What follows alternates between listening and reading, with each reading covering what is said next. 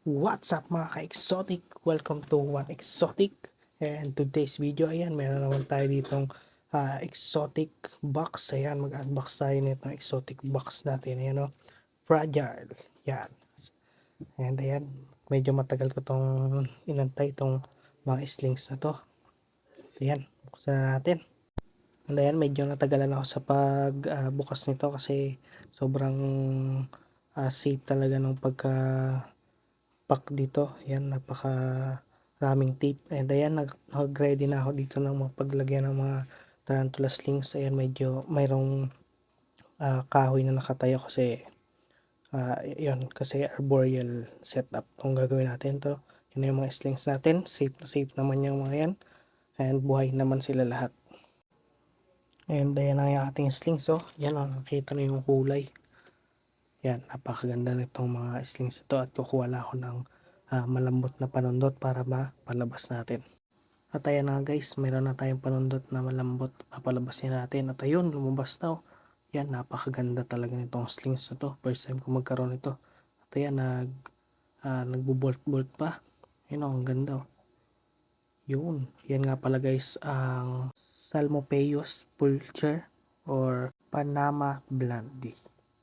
Napakagandang species ng tarantula, and ayan, nalagay na natin sa kanyang enclosure kasi napaka bulky nila. Yan o, yan. So ayan, arboreal setup tong mga ito, kaya naglagay ako ng vertical na kahoy, yan, para may maakyatan. And then dito naman tayo sa isa. Ito naman ang pangalawa nating slings na papalabasin. Ayan, yung panusok ko pala malambot lang yan para hindi sila ma-injured. Yan. At ayan guys, yung tusok-tusok ko lang yan, napakalambot lang yung panusok ko na yan para hindi sila ma-injured. Yan na, yung lumabas yung ating Psalmopeus pulcher. Yan o, napakaganda talaga ng kulay. And ayun, hindi sila ganun sobrang bilis, hindi tulad ng mga old world tarantula. Yun nga pala guys, yung world tong species na to. So mas mabilis pa rin yung mga old world compared dito, pero mabilis sila naman to. And ito nga, not,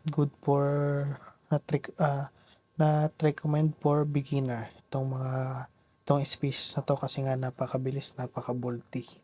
Pero para sa akin guys, tong species na to is kayang-kaya naman to alagaan ng mga newbie. Basta tamang research lang, and yun, magdoble ingat lang sila or alis to kasi napakabilis nila. Yun lang naman ang case dito, masyadong mabilis.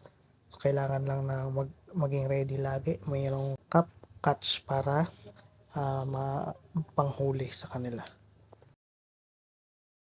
And ayan, dito na tayo sa panghuling pulcher. Last na ito kasi tatlo lang sila. At ayan, pinag-aapang ko na naman. And yan, all goods na all goods talaga. Walang mga kulang sa galamay. And ayan napakasisigla nila, napaka-bulky.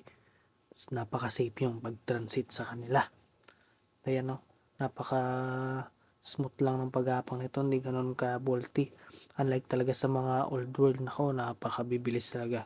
Talagang nagpa-flash. And ayun, napaka-smooth lang ang ating unboxing ngayon. Walang ganun nag-bolt, hindi tulad ng mga nakaraang in-unbox natin. Lalo na yung napakabilis yung mga Brieri yung in-unbox natin na nakaraan. At ayun na guys, nalipat ko sila lahat, silang tatlo. And ayan, lahat sila may akyatan kasi nga arboreal. And yun, and binasa ko na rin yung kalating part niyan kasi kailangan yun kasi para sa kanilang humidity. And mataas yung kanilang humidity na required na sa 60 to 80%. At ayan, hindi ko na alam kung saan to ilalagay, napakarami na dito mga enclosure. Yan, dami na nating alaga. At ayan, lapag ko na lang muna dito. Ayan, tatabi lang natin sa enclosure ng mga scorpion dito. At ayan guys, ito na nagtatapos ang ating unboxing video. Maraming salamat sa panonood, at sa mga nagpalo ng nakaraan, maraming salamat sa mga suporta nyo. And until next video, peace!